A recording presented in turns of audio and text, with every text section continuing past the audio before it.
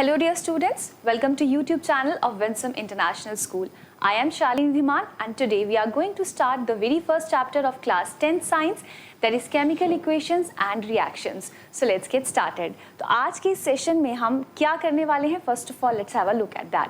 सबसे पहले हम ये देखेंगे कि बेसिकली केमिकल रिएक्शंस क्या होते हैं, किन रिएक्शंस को हम केमिकल रिएक्शन कहते हैं.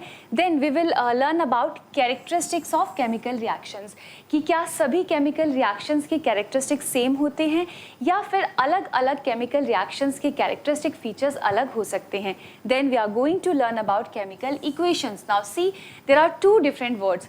First is chemical reaction and the second one is chemical equation.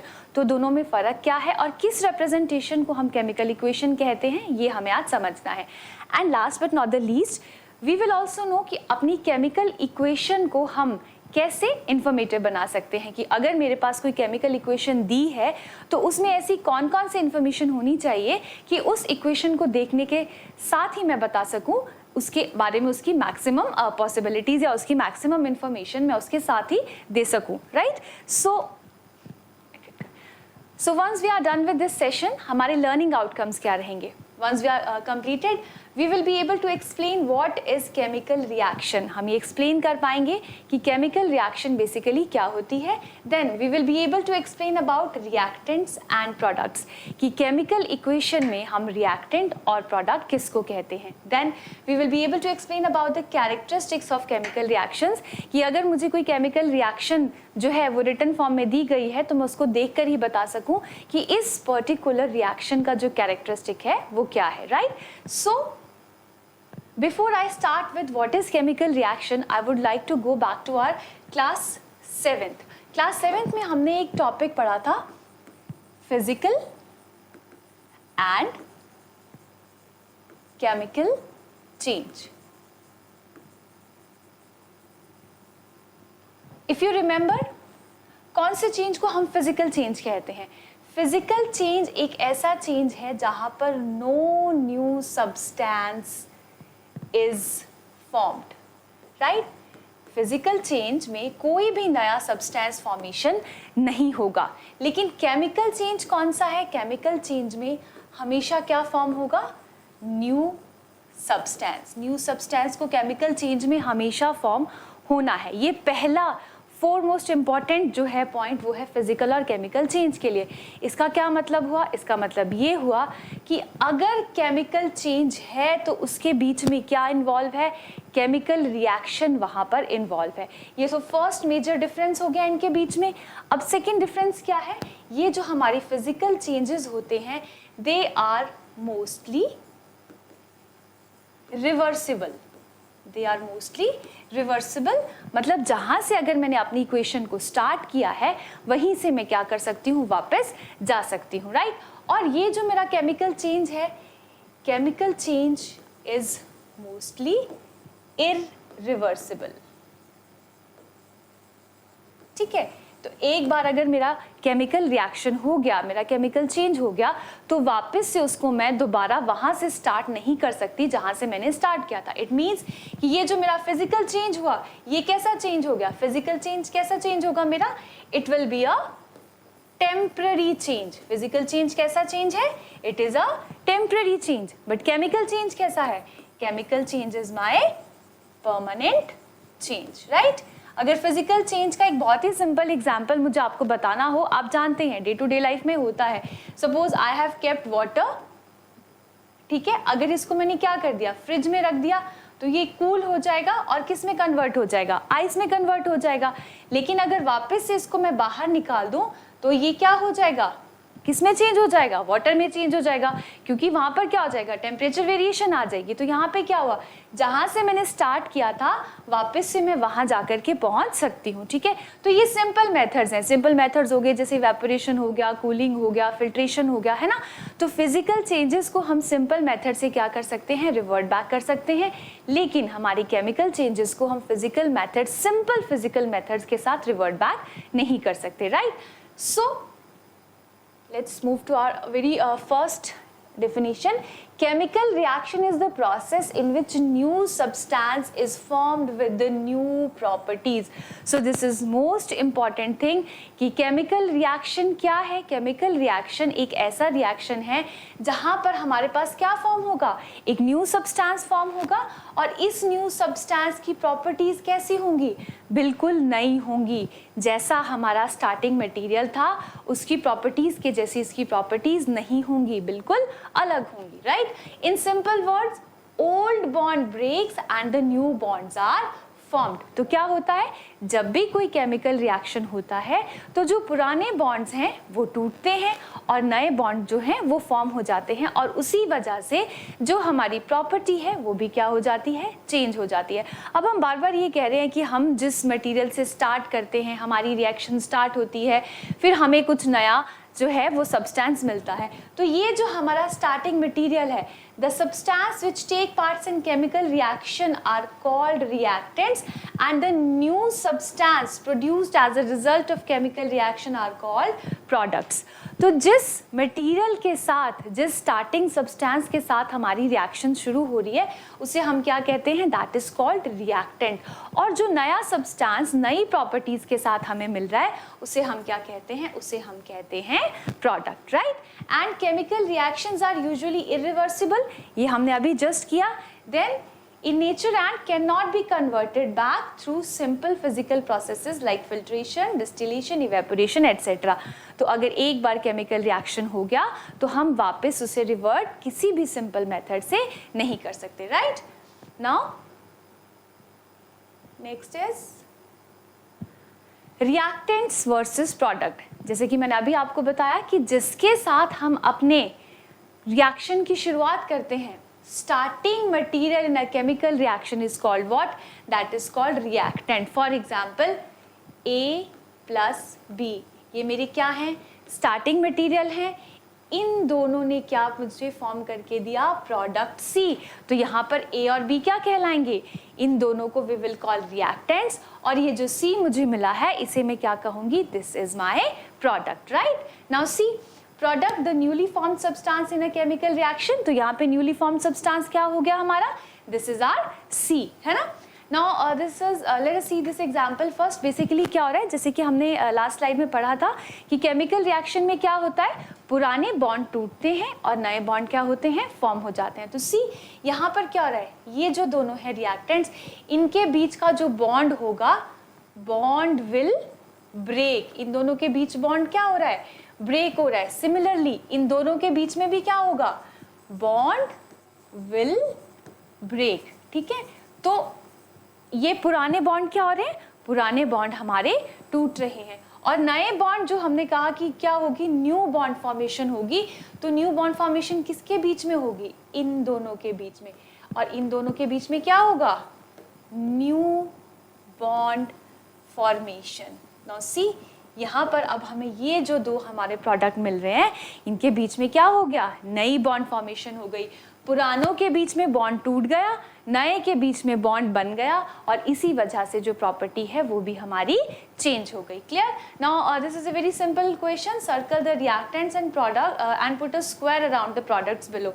So this is a reactant, hydrogen, again oxygen is also a reactant and we are getting water as our product. So we are supposed to actually put a square around it. तो ये हमारा क्या है, product है। Clear? Now let's move forward. क्या chemical reaction सिर्फ lab में होती है या क्या केमिकल रिएक्शन हम सिर्फ लैब में कर सकते हैं? नहीं, ऐसा नहीं है। हमारे आसपास ऐसी बहुत सारी रिएक्शंस हैं जो केमिकल रिएक्शंस ही होती हैं। हमारे किचन से लेके हमारे सराउंडिंग में, हमारे घर में बहुत सारे ऐसे एग्जांपल्स हैं जो किसके एग्जांपल्स हैं, केमिकल रिएक्शन के। फॉर एग्जांपल कंबशन, हम आग जलाते हैं, सर्दियों में आग जलाते हैं, जो वुड है उसकी बर्निंग होती है। तो क्या ये हमारे लिए पॉसिबल है कि एक बार आग जल गई, जो एशेज़ हैं, क्या हम एशेज़ से वापस से वुड को रिकवर कर सकते हैं? नहीं कर सकते। तो it means this kind of a change is called chemical change and this reaction is a chemical reaction, right? Then rotting, या तो हमारा जो फ्रूट है वो खराब हो जाता है या पक जाता है तो वापस से उसको क्या कर सकते हैं, हम उसकी प्रीवियस फॉर्म में नहीं ले जा सकते, है ना। Then rusting, very very important. Next ये हम पूरा टॉपिक करेंगे रस्टिंग, जिसको कि हम क्या कहते हैं, कोरोजन। रस्टिंग किसकी होती है? रस्टिंग होती है आयरन की। तो जब आयरन की रस्टिंग होती है बेसिकली तो क्या होता है, आयरन की जब कोरोजन होती है तो वो क्या बन जाता है? रस्ट बन जाता है। किसकी प्रेजेंस में? मॉइस्चर की प्रेजेंस में, है ना। क्या चाहिए उसको? मॉइस्चर चाहिए, साथ में उसको क्या चाहिए? ऑक्सीजन चाहिए। तो इन दोनों कंडीशंस की प्रेजेंस में क्या होगा? आयरन की क्या हो जाती है? रस्टिंग हो जाती है। तो why rusting is not good? हम क्यों कह रहे हैं कि ये जो हम पढ़ते भी हैं इसके बारे में कि रस्टिंग को कैसे प्रिवेंट किया जा सकता है। तो बेसिकली क्या होता है, ये जो आयरन है अभी हमारे पास, इसकी प्रॉपर्टीज कैसी हैं? डिफरेंट है। लेकिन जैसे ही इसकी रस्टिंग हो गई, अब ये जो हमारे पास हमें रस्ट मिला, इसकी प्रॉपर्टीज जो हैं दे हैव डिग्रेडेड। आयरन जितनी अच्छी क्वालिटी में था, अब उसकी क्वालिटी क्या हो गई? डिग्रेड हो गई। अब जो हमें रस्टिंग हो गई आयरन की, अब जो लोहा है जंग लगने के बाद पहले जैसा नहीं रहा। तो यहाँ पर अब मेरे लिए किसी कीमत पर पॉसिबल नहीं है कि अगर मैंने कोई प्रोसेस फॉलो नहीं की है जिससे कि आयरन को मैं प्रिवेंट कर सकती, लाइक पेंटिंग या गैल्वेनाइजेशन, तो अगर एक बार मेरे किसी भी लोहे की चीज़ को जंग लग गई तो वापस से उसको ठीक नहीं किया जा सकता। तो it means it is a permanent change and it is also an example of a chemical reaction. Next is digestion. हम खाना खाते हैं, जो हमारा फूड है वो स्मॉलर पार्टिकल्स में ब्रेक डाउन होता है, फिर एनर्जी में कन्वर्ट हो जाता है, एटीपी की फॉर्म में चला जाता है। तो it is not possible to go back to the very beginning, है ना, इनिशियल फॉर्म में नहीं जा सकते। तो ये सारे प्रोसेसेस हमारे आसपास हो रहे हैं, डेली लाइफ में हो रहे हैं। तो ये सारे कैसे चेंजेस हैं? These all are our chemical changes. Clear? Now let us move to the very important part, characteristics of chemical reactions। कि जो केमिकल रिएक्शंस होती हैं, क्या सभी केमिकल रिएक्शंस के कैरेक्टरिस्टिक्स एक जैसे होते हैं? वेल, जैसे हम लोग ह्यूमन बीइंग्स हैं, हम लोग अलग दिखते हैं, हमारे जो फिजिकल फीचर्स होते हैं वो भी अलग होते हैं, वैसे ही हमारी जो केमिकल रिएक्शन है ये ज़रूरी नहीं है कि हर रिएक्शन का कैरेक्टरिस्टिक जो है वो सेम हो। हमारी केमिकल रिएक्शंस अलग अलग तरह से अलग अलग कैरेक्टरिस्टिक्स में प्रेजेंट होती हैं। सो बेसिकली हम जो है ये 5 टाइप्स ऑफ कैरेक्टरिस्टिक्स पढ़ेंगे, ठीक है। So the very first characteristic is evolution of gas. अब कुछ केमिकल रिएक्शंस ऐसी होंगी जहाँ पर क्या इवॉल्व होगी? गैस इवॉल्व होगी, ठीक है। कुछ केमिकल रिएक्शंस के केस में क्या होगा? There will be formation of precipitate. वहाँ पे क्या फॉर्म हो रहा होगा? वहाँ पर प्रेसिपिटेट फॉर्मेशन होगी। देन कुछ केमिकल रिएक्शंस के केस में क्या चेंज होगा? कलर चेंज होगा। कुछ केमिकल रिएक्शंस के केस में क्या चेंज हो रहा होगा? टेम्परेचर चेंज हो रहा होगा। और कुछ केमिकल रिएक्शंस के केस में क्या होगा? स्टेट चेंज हो रही होगी। अब ये ज़रूरी नहीं है कि कोई एक रिएक्शन हमें सिर्फ एक तरह का कैरेक्टरिस्टिक दिखाए। ये भी हो सकता है कि किसी एक रिएक्शन में एक से ज़्यादा कैरेक्टरिस्टिक प्रेजेंट हो सकता है कि उसमें इवोल्यूशन ऑफ गैस भी हो रही है, लेकिन साथ ही साथ हो सकता है कि उसमें या तो स्टेट चेंज हो रहा है या टेम्परेचर वेरिएशन आ रही है, ठीक है। और ये भी हो सकता है कि किसी केमिकल रिएक्शन के पास एक ही तरह का कैरेक्टरिस्टिक प्रेजेंट है। तो अब हम डिटेल में क्या करेंगे? 1 by 1 इन कैरेक्टरिस्टिक्स को समझेंगे, ठीक है।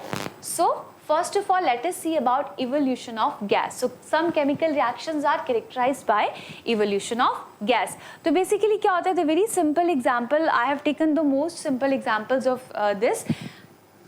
You can identify this Zn. You know what is this? This is zinc, ठीक है। And what is H2SO4? This is sulfuric acid, right? अब क्या होता है?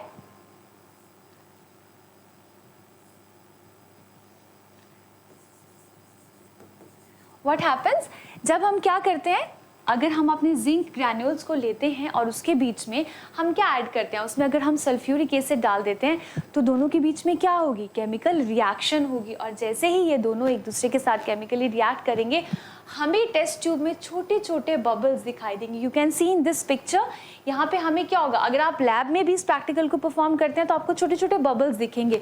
तो जब भी गैस की इवोल्यूशन होती है उसे हम कैसे पहचान सकते हैं कि वहाँ पर क्या फॉर्म हो रहे हैं? बबल्स फॉर्म हो रहे हैं। तो इट मीन्स बेसिकली इस रिएक्शन में क्या होता है? जो जिंक है हमारा वो किसके साथ कंबाइन कर लेता है? सल्फेट के साथ कंबाइन कर लेता है, ठीक है। और वो क्या बना देता है? It forms zinc sulphate. और साथ में कौन सी गैस रिलीज हो जाती है? Hydrogen gas. यहाँ पर कौन सी गैस रिलीज हो रही है?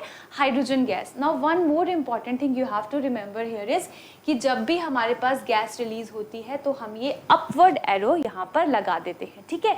तो इट शोज कि इस इक्वेशन में ये जो H2 है ये किसको रिप्रेजेंट कर रही है? ये गैस को रिप्रेजेंट कर रही है, ठीक है। अब next is Na। You know what is Na? This is sodium, and you must know that sodium is one of the most reactive metal in our reactivity series.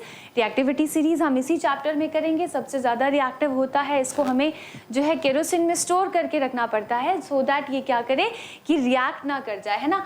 अगर ये वाटर के साथ रिएक्ट करता है जब भी, तो ये क्या बनाता है?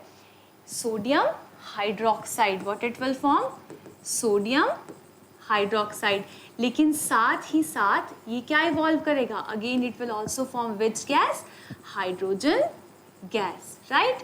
तो इसका मतलब है ये वो एग्जाम्पल्स हैं, उन केमिकल इक्वेशंस के एग्जाम्पल्स हैं जहाँ पर हमारे पास क्या कौन सी कैरेक्टरिस्टिक फीचर आ रही है? Evolution of gas. Now see CH4, this is our natural gas, right. इसको हम मीथेन भी कहते हैं। ऑक्सीजन के साथ रिएक्शन मतलब we are talking about its combustion. यहाँ पर मीथेन की क्या हो रही है? कंबशन हो रही है, ठीक है। तो जब इसकी कंबशन होती है तो ये कौन सी गैस प्रोड्यूस कर रहा है? Carbon dioxide plus water. Now what you have to see here, what you have to remember here कि गैस कोई भी इवॉल्व हो सकती है। वो हाइड्रोजन भी हो सकती है, वो कार्बन डाइऑक्साइड भी हो सकती है, ठीक है। जैसे हमने हाइड्रोजन के साथ अपवर्ड एरो लगाया, वैसे ही हम यहाँ पर क्या करेंगे? कार्बन डाइऑक्साइड के साथ भी अपवर्ड एरो लगा देंगे। This upward arrow always means evolution of gas. तो ये वो एग्जाम्पल्स हैं, उन रिएक्शंस के एग्जाम्पल्स हैं जहाँ पर क्या हो रही है? कौन सी कैरेक्टरिस्टिक फीचर आ रही है? Evolution of gas. अब कौन सी गैस रिलीज होनी है ये किस चीज़ पर डिपेंड करेगा? ये डिपेंड करेगा हमारे रिएक्टेंट्स पे कि हमने कौन सा रिएक्टेंट जो है वो लिया है। So clear? So these are the reactions showing the characteristic of evolution of gas. Now let's move towards our second characteristic feature, that is formation of precipitate. अब कुछ reactions के केस में क्या होता है? precipitate formation होती है। पर हमें पहले ये भी पता होना चाहिए कि basically precipitate है क्या? A precipitate is a solid product which separates out from the solution during a chemical reaction. Suppose कोई chemical reaction हुई, ठीक है। मेरे पास दो टेस्ट ट्यूब थे, एक में मेरे पास कोई एक रिएक्टेंट था, दूसरे में मेरे पास कोई दूसरा रिएक्टेंट था। जब मैंने इन दोनों को ऐड किया तो मेरे पास एक इनसॉल्यूबल कोई सॉलिड सब्सटेंस बन गया। यही मेरा इनसॉल्यूबल सॉलिड सब्सटेंस क्या कहलाएगा? This will be called as precipitate. तो प्रेसिपिटेट कब कब बन सकता है? किन किन कंडीशंस में प्रेसिपिटेट फॉर्मेशन हो सकती है? Either mixing of aqueous reactants, या तो हमारे जो रिएक्टेंट्स हैं वो दोनों किस फॉर्म में हैं? एक्वस फॉर्म में है, या फिर by passing a gas into aqueous solution of a substance, या फिर क्या है मेरा एक रिएक्टेंट क्या है? एक्वस फॉर्म में है और उसमें मैं क्या पास कर दूं? कोई भी गैस पास कर दूं तो मेरे पास क्या फॉर्म हो जाएंगे? प्रेसिपिटेट फॉर्म हो जाएंगे, right. So let us see examples of this one. So here see very beautiful colors of precipitates are formed. This is Ki, potassium iodide. Potassium iodide, right? और किसके साथ रिएक्ट कर रहा है ये? लेड नाइट्रेट के साथ, PbNO3 ट्वाइस। ये मेरा पोटेशियम आयोडाइड है, ये मेरा लेड नाइट्राइट है। जब क्या होता है, इन दोनों को जब हम मिक्स करते हैं तो फिर क्या होता है? ये रिएक्शन होती है हमारे पास potassium nitrate plus lead iodide. और ये जो आपको बहुत ही ब्यूटीफुल येलो कलर प्रेसिपिटेट दिख रहे हैं, ये किसके होते हैं? ये होते हैं लेड आयोडाइड के, ठीक है। तो यहाँ पे क्या हुआ? दोनों मेरे एक्वस फॉर्म में थे रिएक्टेंट, ठीक है। जो दोनों एक्वस रिएक्टेंट जब एक दूसरे के साथ कंबाइन किए तो मेरे पास insoluble yellow coloured precipitates of lead iodide are form. Clear? Now let us see this one. जैसे हमने कहा कि या तो हमारे दोनों रिएक्टेंट जो है वो एक्वस फॉर्म में हो सकते हैं तब प्रेसिपिटेट फॉर्म होता है, या फिर हम क्या करें कि एक्वस फॉर्म में हम क्या पास कर दें, कोई गैस पास कर दें, उस केस में भी हमारे पास क्या फॉर्म हो सकता है, हमारे पास प्रेसिपिटेट्स फॉर्म हो सकते हैं। तो see I have taken this lime water, ये मेरे पास क्या है, लाइम वाटर है, ठीक है। जैसे ही हम लाइम वाटर में अगर कार्बन डाइऑक्साइड गैस पास करते हैं तो ये जो मेरा लाइम वाटर है ये क्या हो जाता है, मिल्की इन अपीयरेंस हो जाता है, इसके पास वाइट कलर की इनसॉल्युबल प्रेसिपिटेट्स फॉर्म हो जाते हैं, ठीक है। तो lime water after passing carbon dioxide looks like this, it turns milky, ठीक है। So these are the two examples of formation of precipitates. Let us see one more, chemical reaction between barium chloride and sulfuric acid is also characterized by the formation of white precipitates of barium sulfate। अब ये है मेरा barium chloride BaCl2, ठीक है, ये aqueous form में है, और यहाँ है मेरे पास सल्फ्यूरिक एसिड H2SO4। अब इन दोनों को जब हम कंबाइन करते हैं, इन दोनों के बीच में जब रिएक्शन होती है तो ये जो ब्यूटीफुल वाइट कलर प्रेसिपिटेट्स हैं वो किसके फॉर्म होते हैं, बेरियम सल्फेट के, BaSO4। So you can see the reaction कि जब बेरियम क्लोराइड सल्फ्यूरिक एसिड के साथ रिएक्ट करता है तो वो बेरियम सल्फेट बनाता है और साथ में हाइड्रोक्लोरिक एसिड बना देता है। तो ये जो insoluble precipitates we can see, these are the precipitates of barium sulphate. तो इसका क्या मतलब हुआ, कुछ ऐसी रिएक्शंस हमने पढ़ी जहाँ पर क्या इवॉल्व हो रही थी, गैस इवॉल्व हो रही थी।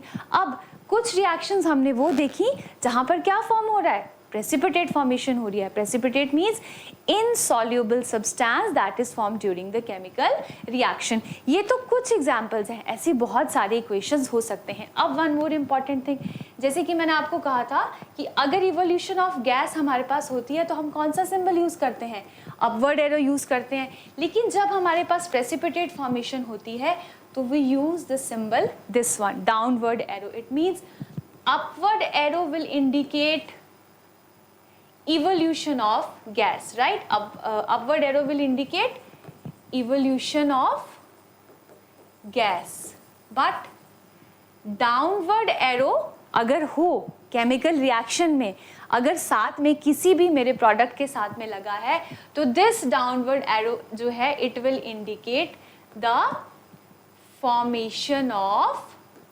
प्रेसिपिटेट्स। पीपीटी करके हम शॉर्ट फॉर्म में इसको लिख देते हैं, ठीक है, राइट।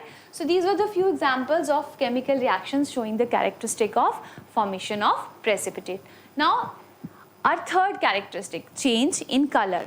मैंने दो रिएक्टेंट्स को लिया, रिएक्शन के साथ प्रोसीड किया, पहले तो मेरे रिएक्टेंट्स का कलर कुछ और था, but as they got into chemical reaction, उनके बीच में केमिकल रिएक्शन हुआ तो उनका कलर क्या हो गया, ऑटोमेटिकली चेंज हो गया। तो इसका मतलब है कि उन केमिकल रिएक्शंस का कैरेक्टरिस्टिक फीचर क्या हो गया, चेंज इन कलर। तो इसके कुछ एग्जांपल्स देख लेते हैं। So reaction between citric acid, अगर आपको याद हो क्लास 7th में सिट्रिक एसिड के बारे में हम पढ़ चुके हैं कि जो हमारा लेमन है या हमारे सिट्रस फ्रूट्स हैं उनमें कौन सा एसिड मिलता है हमें, उसमें हमें मिलता है सिट्रिक एसिड। तो क्या होता है बेटा, जब हम क्या करते हैं पर्पल कलर्ड पोटाशियम परमैंगनेट लेते हैं, नाम बड़ा है but it is a beautiful coloured compound, इसका केमिकल फॉर्मूला होता है KMNO4, ठीक है। तो बेसिकली क्या होता है, ये हमारा जो पोटेशियम परमैंगनेट है पहले तो ये पर्पल कलर का होता है, ठीक है, लेकिन जब मैंने इन दोनों के बीच में अगर रिएक्शन करवा दिया, सपोज मैंने क्या किया, पोटेशियम परमैंगनेट लिया, लेट अस सी, मैंने पोटेशियम परमैंगनेट लिया, ठीक है, ये पर्पल कलर का है, और as soon as I put citric acid in it, जैसे ही इसके बीच में सिट्रिक एसिड डाला तो क्या हो गया, अब इसका जो पर्पल कलर था वो क्या होने लग गया, इट स्टार्टेड डिसअपियरिंग, अब ये कैसा होने लग गया, कलरलेस होने लग गया। तो यहाँ पे क्या आ गया हमारे पास, कलर चेंज आ गया। बेसिकली इसलिए होता है कि यहाँ पर क्या फॉर्म होने लग जाते हैं, Mn2 पॉजिटिव आयंस फॉर्म होने लग जाते हैं जो कि कलरलेस होते हैं, ठीक है। तो this reaction is characterised by change in colour. The purple color of potassium permanganate starts disappearing after addition of citric acid, right? Now let us see one more reaction. Reaction between sulfur dioxide gas and acidified potassium dichromate. ध्यान रखेंगे ये potassium permanganate था KMnO4 and this is potassium dichromate, chromate K2Cr2O7, ठीक है। तो ये क्या है हमारा, दिस इज पोटेशियम डाइक्रोमेट। तो जैसे ही सल्फर डाइऑक्साइड गैस को हम किस पे पास करते हैं, पोटेशियम डाइक्रोमेट सॉल्यूशन में पास करते हैं, तो जो हमारा कलर होता है वो किस में चेंज हो जाता है, ऑरेंज से it changes into green colour, right. Let's see, अब ये देखिए ये मेरा पोटेशियम डाइक्रोमेट है, बेसिकली ये this is orange in colour. तो जैसे ही इसके बीच में किसकी एडिशन होती है, अगर इसके बीच में मैं क्या करूँगी, सल्फर डाइऑक्साइड गैस पास करूँगी, तो इसका ऑरेंज कलर धीरे धीरे किस में कन्वर्ट हो जाएगा, it will get converted into green colour. तो इसका क्या मतलब हुआ, These reactions are characterized by change in color। और ये ज़रूरी नहीं है कि हर रिएक्शन में ही कलर चेंज हमें दिखे, जैसे कि हमने पीछे की 2 रिएक्शंस में देखा। अब यहाँ पर हमारे पास ना तो प्रेसिपिटेट फॉर्मेशन हो रही है ना हमारे पास इवोल्यूशन ऑफ गैस हो रही है, लेकिन हमारे पास यहाँ पर कौन सा कैरेक्टरिस्टिक फीचर आ रहा है, change in colour, right. Now let's move to the next one, change in temperature, very very important. Reaction होते टाइम टेम्परेचर में चेंज आ जाना। अब टेम्परेचर चेंज से हम क्या समझते हैं, या तो हमारा टेम्परेचर बढ़ जाए, ये 2 पॉसिबिलिटीज हैं, या फिर हमारा टेम्परेचर क्या हो जाए, कम हो जाए, right. Some chemical reactions are characterised by change in temperature. Such reactions can be of 2 types. अब ये जो चेंज है हमारा, ये 2 तरीके का हो सकता है। First change is exothermic reaction and the second one is endothermic reaction. अब हमें नाम से ही याद रखना है, ये जो टर्मिनोलॉजीज हैं ये बार बार रिपीट होंगी और ये हमें कॉम्पिटिटिव एग्जाम्स तक आनी है। ये चैप्टर सिर्फ बोर्ड के पर्सपेक्टिव से इम्पॉर्टेंट नहीं है, पर बहुत सारे ऐसे क्वेश्चंस हैं जो हमें आगे के जो हमारे कॉम्पिटिटिव एग्जाम्स हैं उसमें कहीं ना कहीं हमें आंसर देने हैं, आंसर करने हैं। सो एक्सोथर्मिक रिएक्शन, एक्सो मीन्स आप यहाँ से याद रखिए, एक्सो मीन्स एग्जिट, मतलब निकलना। तो जब कोई ऐसी रिएक्शन जहाँ पर 2 रिएक्टेंट एक दूसरे के साथ केमिकली कंबाइन कर रहे हैं, तो उस टाइम जो टेम्परेचर है वो बढ़ रहा है, हीट क्या हो रही है, प्रोड्यूस हो रही है, हीट रिलीज हो रही है। The reaction which are accompanied by release of heat leading to raise in temperature, मतलब मेरे 2 रिएक्टेंट हैं A और B, ये आपस में कंबाइन कर रहे हैं। जब बीकर में मैंने इनको ऐड किया तो क्या हुआ, जब इन दोनों ने नया प्रोडक्ट C बनाया, तो अब ये जो मेरा बीकर था इसका टेम्परेचर क्या हो गया, बढ़ गया, ये गर्म हो गया बाहर से। तो इसका क्या मतलब हुआ कि इन दोनों ने जब केमिकली कंबाइन किया तो इन्होंने क्या प्रोड्यूस की, इन्होंने क्या प्रोड्यूस कर दी, हीट प्रोड्यूस कर दी। तो ऐसी कोई भी रिएक्शन जहाँ पर अगर रिएक्टेंट्स एक दूसरे के साथ केमिकली कंबाइन करने के बाद हीट रिलीज करें, तो उन रिएक्शंस को हम कहते हैं एक्सोथर्मिक रिएक्शंस। एक्सो से याद रखेंगे एग्जिट, एग्जिट मींस रिलीज होना, निकलना, ठीक है। और सेकंड, अब एक केस तो ये हो गया कि हमारी रिएक्शन में क्या हो रहा है, हीट रिलीज हो रही है, तो ऑब्वियसली दूसरा क्या होगा, उस केस में हीट को हम क्या कर रहे हैं, यूज कर रहे हैं। उस केस में रिएक्टेंट क्या कर रहा है, आसपास की हीट को क्या कर ले रहा है, एब्जॉर्ब कर ले रहा है। The reaction which are accompanied by absorption of heat leading to fall in temperature। अब यहाँ तो मैंने क्या कहा कि जो मेरा बीकर था उसका टेम्परेचर क्या हो गया, बढ़ गया। पहले तो जो मैंने सॉल्यूशंस लिए थे वो टेम्परेचर नॉर्मल था, बीकर का टेम्परेचर नॉर्मल था, it was neither too hot neither too cold, जो मेरा रूम टेम्परेचर है सेम था। लेकिन जैसे ही मेरा यहाँ पर प्रोडक्ट बना तो मेरा बीकर छूने में एकदम गर्म हो गया। तो यहाँ पर इसका क्या मतलब था कि यहाँ पर हीट रिलीज हो रही थी। लेकिन अगर एंडोथर्मिक रिएक्शन है तो क्या होगा, जब मेरे A और B कंबाइन कर रहे होंगे तो उस केस में जब मेरा C प्रोडक्ट बनेगा तो जो मेरा बीकर है उसका टेम्परेचर कैसा हो जाएगा, डाउन हो जाएगा, वो मुझे ठंडा फील होगा। तो इसका क्या मतलब हुआ, इन दोनों ने आसपास की जो हीट थी उसको क्या कर लिया, यूज कर लिया। इसी वजह से जो टेम्परेचर था वो क्या हो गया, डाउन हो गया। क्लियर। तो ये 2 रिएक्शंस अब हमें बार बार पढ़नी है, एंडोथर्मिक रिएक्शंस, एक्सोथर्मिक रिएक्शंस, ठीक है। तो कुछ रिएक्शंस हम वो देखेंगे जहाँ पर क्या होगा, हीट रिलीज हो रही होगी, और कुछ रिएक्शंस ऐसी होंगी जहाँ पर हीट क्या हो रही होगी, एब्जॉर्ब हो रही होगी, राइट। सो 2 मोस्ट इंपॉर्टेंट रिएक्शंस बोर्ड में अभी रिसेंटली ये वाला आपका क्वेश्चन भी कवर हुआ था, it was on evolution of gas and this one quicklime reaction. बहुत बार बोर्ड में कहीं ना कहीं कैसे ना कैसे ये क्वेश्चन पूछा जाता है। सो देखिए बेसिकली क्या होता है बेटा, सपोज ये मैंने बीकर लिया, इस बीकर में मेरे पास क्या है, कैल्शियम ऑक्साइड CaO, इसको हम क्या कहते हैं, क्विकलाइम कहते हैं, ठीक है। तो जैसे ही क्विकलाइम में मैंने क्या ऐड किया, वाटर ऐड किया, ठीक है, तो ये क्या बन जाएगा, slaked lime, calcium hydroxide, CaOH twice इसका केमिकल फॉर्मूला होता है। तो ये मेरा बीकर पहले नॉर्मल टेम्परेचर पे था, जो लैब में काम करी थी मैंने उठाया, it was not hot, but जैसे ही मैंने इसमें वाटर ऐड किया और फिर स्लेक्ड लाइम बना या कैल्शियम हाइड्रोक्साइड बना, तो इसका टेम्परेचर क्या हो गया, एकदम से बढ़ गया। अब ये जो बीकर है नीचे से टच करने में मुझे बहुत ज़्यादा हॉट फील होगा। इसका क्या मतलब हुआ कि ये दोनों मेरे जब रिएक्टेंट एक दूसरे के साथ रिएक्ट किए तो उन्होंने क्या प्रोड्यूस की, हीट प्रोड्यूस की, ठीक है। तो यहाँ पर मैं साथ में क्या कर दूंगी, ये सिंबल लगा दूंगी, this symbol represents the formation of heat, की क्या रिलीज हो रही है, वहाँ पर हीट रिलीज हो रही है, एनर्जी रिलीज हो रही है। और ये जो हमने रिएक्शन सबसे स्टार्टिंग में की थी इवोल्यूशन ऑफ गैस के लिए, तो अब आप देखिए, मैंने आपसे पहले ही कहा था कि ये ज़रूरी नहीं है कि किसी एक केमिकल रिएक्शन में सिर्फ एक ही कैरेक्टरिस्टिक हो, एक से ज़्यादा कैरेक्टरिस्टिक भी हो सकता है, एक भी हो सकता है, नॉट अ बिग थिंग, है ना। तो अब यहाँ पर क्या हो रहा है, जब जिंक है, जिंक ग्रैन्यूल्स लिए हैं हमने, ये क्या है, this is my conical flask. And you should also know, laboratory के जो इक्विपमेंट्स होते हैं, जो ग्लासवेयर्स होते हैं, हमें उन्हें देखकर ही पता होना चाहिए उनका नाम, कि ये जो है मेरा glassware, this is called conical flask, ठीक है।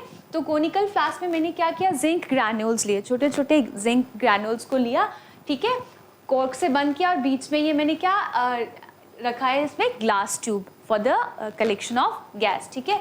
तो जैसे ही मैंने क्या किया, पहले इसमें सल्फ्यूरिक एसिड को ऐड किया, ठीक है, डाइल्यूट सल्फ्यूरिक एसिड को ऐड कर दिया मैंने, Zn + H2SO4, तो क्या फॉर्म हुआ, zinc sulphate plus hydrogen gas. सबसे पहले हमने ये रिएक्शन की थी in the evolution of gas, कि जब भी क्या होता है, जिंक जो है सल्फ्यूरिक एसिड के साथ रिएक्ट करता है तो जिंक सल्फेट बनाता है और साथ में क्या इवॉल्व करता है, हाइड्रोजन गैस इवॉल्व करता है।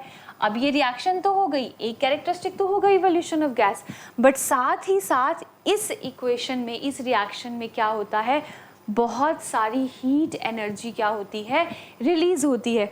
तो जब ये रिएक्शन होती है तो ये जो हमारा बीकर है, इसका बेस भी क्या हो जाता है, गर्म हो जाता है। क्यों, due to release of heat, and these both reactions are examples of exothermic reaction, right? अब एंडोथर्मिक रिएक्शन, ये तो हमें क्लियर हो गया कि ऐसी कोई भी रिएक्शन जहाँ पर हमारे पास क्या हो रहा है, रिलीज हो रही है, हीट रिलीज हो रही है, उनको हम क्या कहेंगे, एक्सोथर्मिक रिएक्शंस कह देंगे। अब बारी आती है उन रिएक्शंस की जहाँ पर रिएक्टेंट क्या कर रहे हैं, आसपास की सारी हीट एनर्जी को क्या कर ले रहे हैं, अब्सॉर्ब कर ले रहे हैं, ठीक है। तो वहाँ का जो टेम्परेचर है, there is a fall in that temperature. When barium hydroxide is added to ammonium chloride to form barium chloride, ammonia and water, a lot of heat energy is absorbed. Now what is this? This is barium hydroxide. याद रखेंगे, OH अगर है तो वो हमारा क्या है, hydroxide है, ठीक है। इसने क्या बनाया, ये किसके साथ रिएक्ट कर रहा है, ये हमारा रिएक्ट कर रहा है अमोनियम क्लोराइड के साथ। किसके साथ रिएक्ट कर रहा है, अमोनियम क्लोराइड के साथ।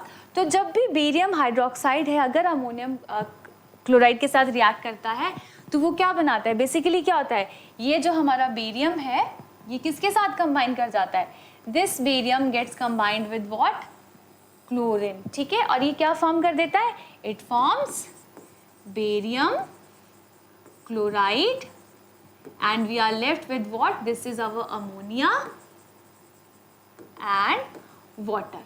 तो जब ये रिएक्शन हो रही थी, स्टार्टिंग में तो टेम्परेचर नॉर्मल था बीकर का, लेकिन जैसे ये रिएक्शन हुई और मेरे पास बेरियम क्लोराइड, अमोनिया और वाटर बना, और फिर मैंने अपने बीकर के सरफेस को टच किया, तो वो मुझे बहुत ज़्यादा कैसा फील हुआ, कोल्ड फील हुआ। The bottom of beaker feels cold after the reaction, which indicates that heat energy has been absorbed, मतलब आसपास की जो हीट थी इस रिएक्शन में वो क्या हो गई, एब्जॉर्ब हो गई। तो ऐसी रिएक्शंस जो क्या करती हैं, हीट को एब्जॉर्ब करती हैं, उन्हें हम क्या कहते हैं, endothermic reactions, right. And all decomposition reactions are endothermic reaction.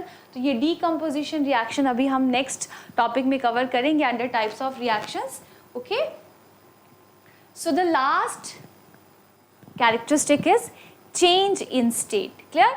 तो हमारा first characteristic evolution of gas हो गया, देन हमारा second characteristic formation of precipitate हो गया, third one was change in color, fourth one was change in temperature, and the last one is change in state. अब state से आप क्या समझते हैं? states हमारे पास तीन होती हैं, है ना? solid, liquid and gas. ये हमारी 3 states हैं. तो कहने का मतलब है कि स्टार्टिंग में तो मेरी स्टेट्स कुछ और थी. रिएक्टेंट जो था मेरा A plus B. Suppose it was solid, it was also solid, but it formed a product C that became liquid in nature. तो अब क्या हो गया? स्टेट चेंज हो गया. सॉलिड से किस में कन्वर्ट हो गया? लिक्विड में कन्वर्ट हो गया.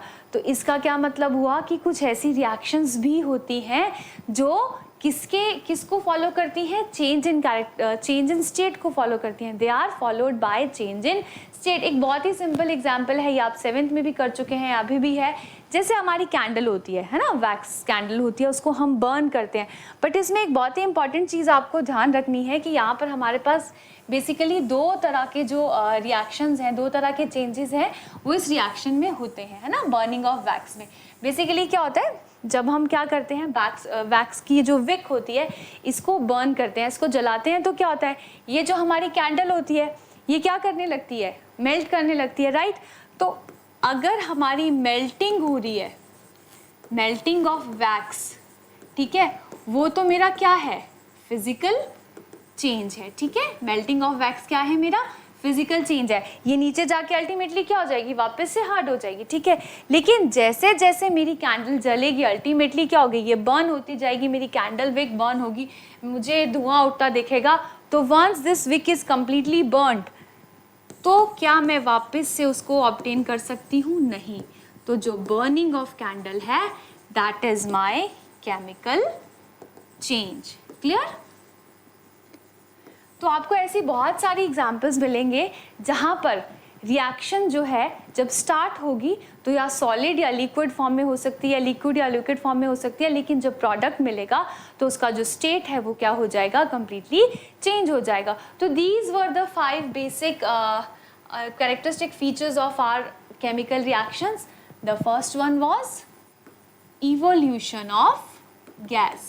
तो कुछ chemical reactions are characterized by evolution of gas. ज़रूरी नहीं है कि हर chemical reaction में gas evolve होनी ही है. The second characteristic feature is formation of precipitates.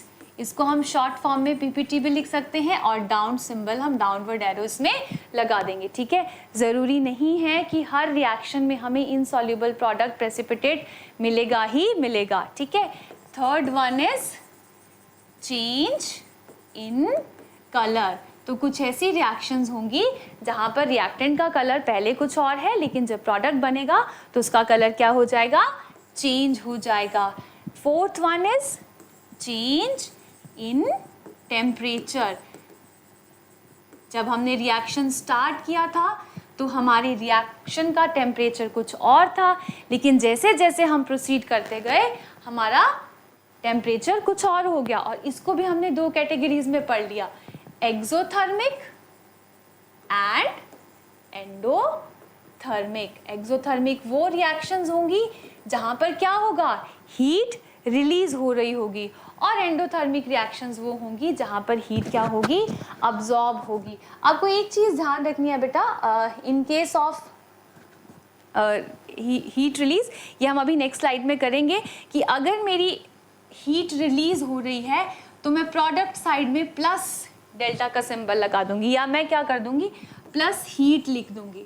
और अगर मेरी हीट क्या हो रही है? अब्जॉर्ब हो रही है, तो मैं रिएक्टेंट साइड में A plus B plus delta लिख दूंगी. इसका क्या मतलब हुआ कि ये दोनों क्या कर रहे हैं? आसपास की हीट को एब्जॉर्ब कर रहे हैं. यहाँ पर इस सिंबल की बजाय मैं हीट या फिर एनर्जी भी लिख सकती हूँ. ठीक है. And the last one is change in state. कि मेरा रिएक्टेंट का स्टेट तो कुछ और था, जो मेरे रिएक्टेंट्स थे उनका स्टेट कुछ और था, लेकिन जब मेरा प्रोडक्ट बना तो स्टेट मेरा कंप्लीटली क्या हो गया? चेंज हो गया. तो these are the basic characteristics of chemical reactions. और हमारी केमिकल रिएक्शन को देखकर उसके सिंबल्स को, उसके फीचर्स को देखकर हम बता सकते हैं कि इस पर्टिकुलर केमिकल रिएक्शन में क्या कैरेक्टरिस्टिक फीचर है। अब वो हम कैसे देखेंगे, वो तब देख पाएंगे जब हमारी केमिकल इक्वेशन जो है वो इंफॉर्मेटिव होगी। Now comes the term chemical equation. अभी तक हम बार बार बात कर रहे थे केमिकल रिएक्शन की। नाउ लेट अस सी कि केमिकल इक्वेशन किसको हम कह रहे हैं। What is chemical equation? कुछ नहीं है। What is basically chemical equation? The method of representing a chemical reaction with the help of symbols and formula of the substance involved is known as a chemical equation. तो उस chemical reaction के जो मेरे reactants हैं, जो मेरे दो starting material हैं, उनके जब मैं सिंबल्स और फॉर्मूलाज लिख दूंगी, उस फॉर्म में लिख दूंगी, तो मेरी केमिकल रिएक्शन क्या बन जाएगी? Chemical equation. जैसा कि हमने बार बार कहा कि जब जिंक और सल्फ्यूरिक एसिड को हम क्या करते हैं, एक दूसरे के साथ केमिकली कंबाइन करते हैं, तो क्या बनाता है? जिंक सल्फेट और हाइड्रोजन। अभी ये मेरी जो इक्वेशन है, this is a word equation, ठीक है, ये वर्ड्स में लिखी गई है। अब मैंने क्या किया, जिंक का सिंबल लिख दिया, element, this is my element है ना, इसको मैंने लिख दिया Zn, और H2SO4 का क्या लिख दिया, फॉर्मूला लिख दिया। तो मेरे पास क्या बन गया, जिंक सल्फेट, उसका भी फॉर्मूला लिख दिया, और साथ में क्या इवॉल्व हो रही है, हाइड्रोजन गैस, उसका भी फॉर्मूला लिख दिया। तो जहां पर मैं क्या करूं, अपने सिंबल्स को और अपने फॉर्मूलाज को लिख करके अपनी वर्ड इक्वेशन को रिप्रेजेंट कर दूं, that is called my chemical equation, right. अब इंफॉर्मेटिव कैसे बनाएं? अब मुझे किसी भी शहर में ढूंढना है, मुझे सिर्फ इतना पता हो कि ही और she is residing in this particular city, it would be very difficult for me. लेकिन अगर मुझे ये पता हो कि इस शहर के इस पर्टिकुलर एरिया में, इस गली में, इस मोहल्ले में, और इस फ़ोन नंबर ये गिवन हो, तो मेरे लिए उस इंसान को ढूंढना बहुत ज़्यादा ईजी हो जाएगा। तो वैसे ही अगर मुझे बताना है कि किसी केमिकल इक्वेशन के बारे में इंफॉर्मेशन देनी है, तो अगर या मुझे ये बताना है कि कौन सा कैरेक्टरिस्टिक फीचर उसका हो सकता है, तो अगर सारी इंफॉर्मेशन ऑलरेडी केमिकल इक्वेशन में गिवन होगी, तो it would be very easy for me. अब सपोज फॉर एग्जांपल मैं ऐसे लिख दूं A + B C, और आपसे पूछूं, अब बताओ इस केमिकल इक्वेशन के फीचर क्या है, would you be able to tell? Never, हमें नहीं पता, कुछ भी नहीं बता सकते। हम सिर्फ ये बता सकते हैं कि हाँ, यहाँ पर एक नया प्रोडक्ट फॉर्म हो रहा है, ये केमिकल इक्वेशन है, लेकिन इससे ज़्यादा इस केमिकल इक्वेशन के बारे में या इस केमिकल रिएक्शन के बारे में हमें कोई इन्फॉर्मेशन नहीं पता। तो अपनी केमिकल इक्वेशन को इन्फॉर्मेटिव कैसे बनाएं कि मैं उसे बस देख लूँ और मुझे मैक्सिमम जो इन्फॉर्मेशन है वो देखने से ही मिल जाए। तो कुछ तरीके हैं हमारे पास। Now you see, by indicating the physical states of reactants and products. तो फिजिकल स्टेट्स क्या होती है हमारी? सॉलिड, जिसको हम S से रिप्रेजेंट करते हैं, लिक्विड, जिसको L से रिप्रेजेंट करते हैं, और gas, which is represented by G। अब मैं क्या कर दूं, सपोज अब मैंने क्या किया, मैंने अपनी केमिकल इक्वेशन लिखी, A + B, it is forming C, लेकिन साथ में मैंने यहाँ पर इसका फिजिकल स्टेट भी मेंशन कर दिया। अब मुझे यहाँ देखकर क्या पता लग रहा है कि जो मेरे रिएक्टेंट हैं दोनों, वो किस फॉर्म में है? They are in solid form, ठीक है। और जो मेरा प्रोडक्ट है वो किस फॉर्म में है? लिक्विड फॉर्म में है। ये सॉलिड भी हो सकता है, लिक्विड भी हो सकता है, और गैसियस फॉर्म में भी हो सकता है। तो इस इक्वेशन को देखकर ही एटलीस्ट मैं ये तो बता सकती हूँ कि this particular reaction is accompanied bye change in state. हमारा कैरेक्टरिस्टिक फीचर कि सॉलिड से किस में कन्वर्ट हो रहा है? लिक्विड में कन्वर्ट हो रहा है, राइट। तो हम क्या करें, जब भी अपनी केमिकल इक्वेशन लिखें तो हम क्या करें, उसके फिजिकल स्टेट्स को जरूर इंडिकेट करें। फॉर एग्जाम्पल जैसे वाटर फॉर्मेशन होती है, वाटर किससे फॉर्म होता है? हाइड्रोजन से और ऑक्सीजन से। जब ये कंबाइन करते हैं तो ये क्या फॉर्म करते हैं? वाटर फॉर्म करते हैं, ठीक है। तो ये जो वाटर है हमारा, ये किस फॉर्म में होता है, किस स्टेट में होता है? हाइड्रोजन जो है this is in gaseous form, ये भी गैस है, ठीक है। ऑक्सीजन क्या होती है? ये भी गैसियस फॉर्म में होती है। लेकिन ये जो वाटर है ये किस फॉर्म में मिलता है हमें? लिक्विड फॉर्म में मिलता है। तो जो रिएक्टेंट है वो तो गैसियस फॉर्म में है, लेकिन प्रोडक्ट किस फॉर्म में मिल रहा है हमें? लिक्विड फॉर्म में मिल रहा है। तो अगर हम ये चीज़ें पहले ही इंडिकेट कर दें तो आधी से ज़्यादा इन्फॉर्मेशन हमारी स्टेट बताने के साथ ही हमें इक्वेशन के बारे में मिल जाती है। Clear? Now next is by indicating the heat change taking place in the reaction. Exothermic and endothermic reactions, हमने कहा था कि टेम्परेचर चेंज आता है, ठीक है। तो जब मेरी रिएक्शन हो रही है और मुझे पता चल रहा है कि या तो मेरा जो बीकर है वो ठंडा हो रहा है या मेरा बीकर है वो गर्म हो रहा है, तो अगर ये चीज़ को मैं यहीं इसी रिएक्शन में बता दूं, ठीक है, सपोज मैं यहाँ लिख दूं प्लस डेल्टा, तो मुझे क्या पता लग जाएगा कि ये कैसी रिएक्शन है, ये एक एक्सोथर्मिक रिएक्शन है कि जब A और B एक दूसरे के साथ कंबाइन कर रहे हैं तो क्या रिलीज हो रहा है, बहुत सारी हीट एनर्जी रिलीज हो रही है। It means this reaction is accompanied by a change in temperature, जहाँ पर टेम्परेचर चेंज कैसा है, रिलीज वाला, exothermic reaction. Now plus heat और हीट एनर्जी और energy is written in the product side in case of exothermic reaction. हम पहले discuss कर चुके हैं कि अगर एक्सोथर्मिक रिएक्शन है तो हम ये डेल्टा का सिंबल या प्लस हीट किस तरफ लिखेंगे, प्रोडक्ट साइड में, क्योंकि वो रिएक्शन होने के बाद प्रोड्यूस हो रही है, राइट। और अगर एंडोथर्मिक रिएक्शंस है तो हम प्लस हीट या हीट एनर्जी या एनर्जी किस तरफ लिखेंगे, उसको हम लिखेंगे रिएक्टेंट साइड में। क्यों, क्योंकि वो रिएक्शन होने के दौरान यूज हो रही है, उसको हम प्रोडक्ट साइड में नहीं लिखेंगे। फिर मैं क्या लिखूंगी, C plus D plus heat energy and this is forming what, E। तो इस डेल्टा का क्या मतलब हुआ यहाँ पर रिएक्टेंट साइड में कि ये कैसी रिएक्शन है हमारी, this is a endothermic reaction. Clear. और भी तरीके हैं अपनी इक्वेशन को इन्फॉर्मेटिव बनाने के।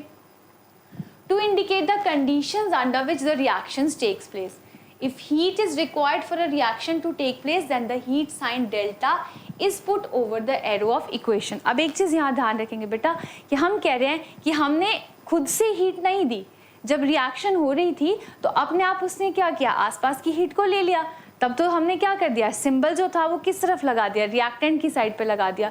लेकिन अब मुझे क्या करना है, मुझे रिएक्शन करवानी है, लेकिन इन दोनों के बीच में रिएक्शन तब तक नहीं होगा जब तक मैं एक्सटर्नली इनको हीट प्रोवाइड ना कर दूं। तो मुझे क्या करना है, जब तक मैं इनको हीट नहीं करूंगी, सपोज मैंने बीकर लिया, इसमें मैंने A और B को क्या कर दिया, ऐड कर दिया, लेकिन मेरी रिएक्शन प्रोसीड नहीं करेगी अनटिल एंड अनलेस मैं क्या करूं, इसको बंसन बर्नर रख के इसको जब तक मैं हीट ना कर लूं मेरी रिएक्शन प्रोसीड नहीं करेगी। तो अगर कोई ऐसी रिएक्शन है तो उस केस में ये जो मेरा एरो है इसके ऊपर मैं कौन सा सिंबल लगा देती हूँ, डेल्टा का सिंबल लगा देती हूँ, फिर जाकर के मुझे क्या मिलेगा, प्रोडक्ट मिलेगा। तो बहुत सारी ऐसी रिएक्शंस होती हैं जिनको होने के लिए, स्टार्ट होने के लिए क्या चाहिए, हीट एनर्जी चाहिए, जो कि हमें खुद से प्रोवाइड करनी पड़ती है, हमें उसको हीट अप करना पड़ता है, तब जाकर क्या होता है, वो रिएक्शन पॉसिबल होती है। Clear. Now next, if reaction takes place in the presence of catalyst। now before you know कि हमें कैटलिस्ट लिखना है, हमें ये भी पता होना चाहिए कि कैटलिस्ट क्या है। तो जो काम बायोलॉजी में एंजाइम का है to speed up the rate of reaction, वही काम यहाँ पर किसका है, कैटलिस्ट का, कि जो हमारी रिएक्शन हो रही है उसको ये क्या कर देता है, उसके रेट को स्पीड अप कर देता है। कि सपोज अगर कोई रिएक्शन अदरवाइज 5 मिनट्स में होनी है तो अगर मैंने कैटलिस्ट यूज़ किया है तो वो मेरी रिएक्शन हो सकता है कि सिर्फ 2 सेकेंड में या 1 मिनट में, डिपेंडिंग अपॉन माय कैटलिस्ट, है ना, उतने में ही कवर हो जाएगी। तो what is catalyst, a catalyst is a substance which speeds up the rate of reaction. ठीक है, तो suppose this is potassium chlorate, right.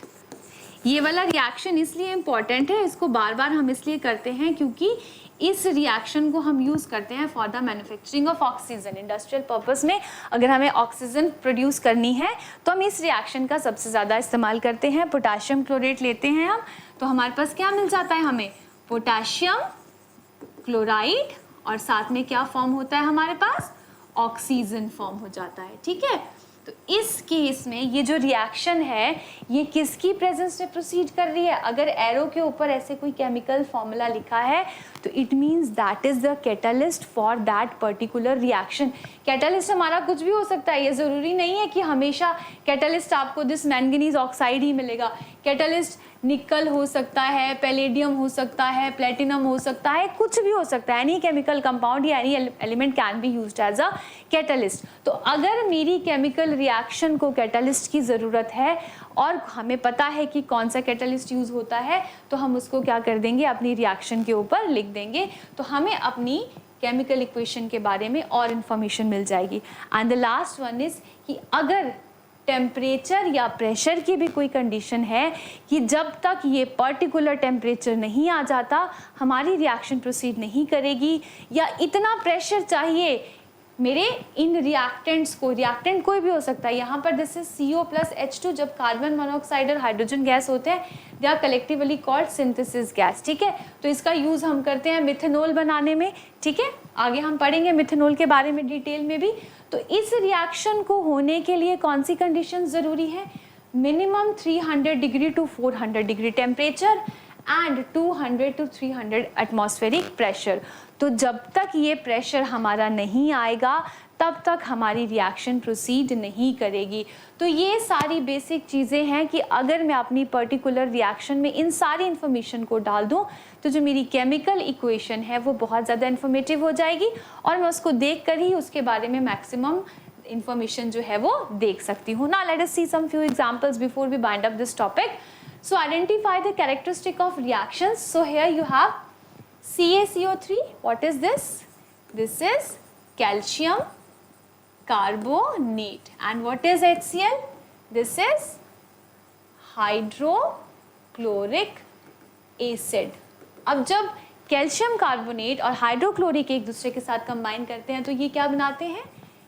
Calcium chloride plus carbon dioxide plus water. अब अगर मुझे बताना है कि इस रिएक्शन में कौन सा कैरेक्टरिस्टिक फीचर है तो मैं अपनी इक्वेशन को देखूंगी, फिर मैं क्या बता सकती हूँ?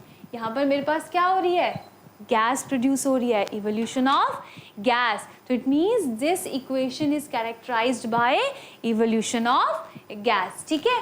अब what is this? AgNO3 silver nitrate, ठीक है। तो जब सिल्वर नाइट्रेट है अगर वो सोडियम क्लोराइड के साथ कंबाइन करता है NaCl, इसको हम टेबल सॉल्ट भी कहते हैं, जो हम खाने में नमक डालते हैं उसका बेसिकली फॉर्मूला होता है NaCl। तो जब हम इसको यूज़ करेंगे तो ये क्या बना, इसको रिएक्ट कराएंगे तो what it will form? It will form sodium nitrate plus this is silver chloride. अब आपको यहाँ क्या देखना है? अब आपको देखना है ये सिंबल, इस इक्वेशन में ये सिंबल दिया है और हम पढ़ चुके हैं कि अगर डाउनवर्ड एरो है तो what does downward arrow indicates?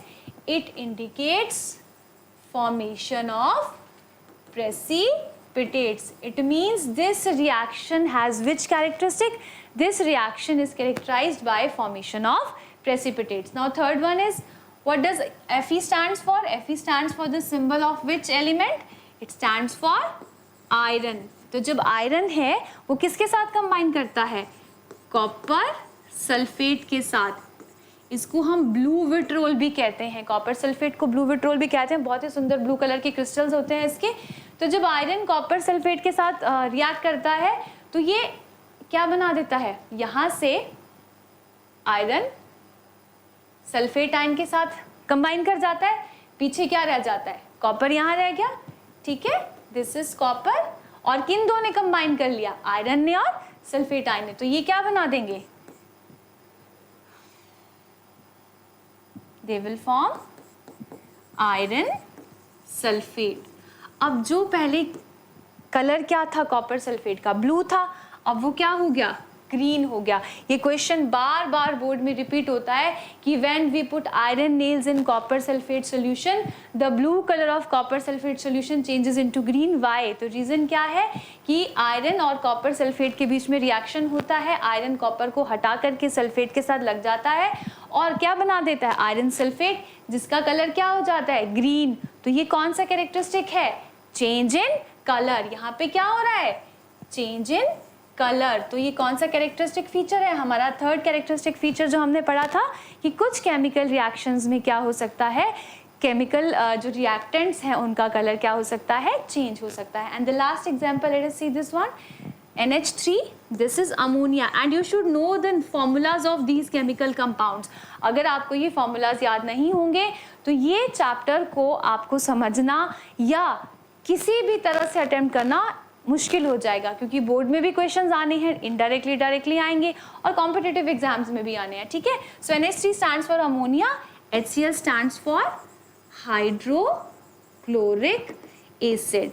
अब जब अमोनिया और हाइड्रोक्लोरिक एसिड एक दूसरे के साथ कंबाइन करते हैं तो ये क्या बना रहे हैं, they are forming ammonium chloride. अब मुझे बताना है कि इस इक्वेशन में कौन सा कैरेक्टरिस्टिक फीचर शो हो रहा है। अब गैस तो बन नहीं रही है, ना ही मुझे कहीं यहाँ पर दिख रहा है कि कहीं कलर चेंज है या कहीं पे हीट का सिंबल लगा है, प्लस लगा है या इधर लगा है, कुछ भी नहीं है।